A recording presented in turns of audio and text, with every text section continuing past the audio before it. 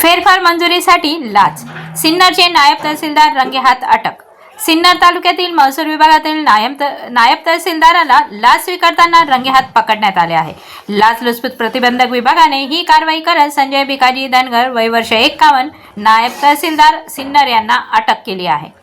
तक्रारदार यांनी त्यांच्या मुलगा व सुनेच्या नावे मौजेदोडी खुर्द येथील शेतजमीन खरेदी केली होती।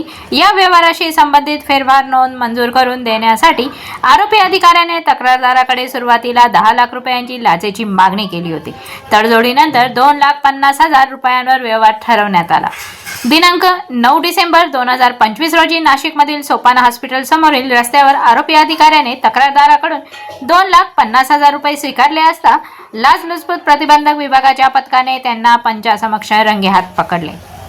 या प्रकरणी मुंबई नाका पोलीस ठाण्यात भ्रष्टाचार प्रतिबंधक अधिनियम 1988 अंतर्गत गुन्हा दाखल करण्यात आला आहे।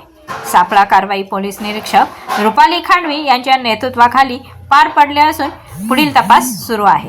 कोणत्याही लोकसेवकाकडून लाचेची मागणी झाल्यास तत्काळ विभागाशी संपर्क साधावा असे आवाहन लाचलुचपत प्रतिबंधक विभागाने नागरिकांना केले आहे। ब्युरो रिपोर्ट, आपली दुनियादारी, सिन्नर।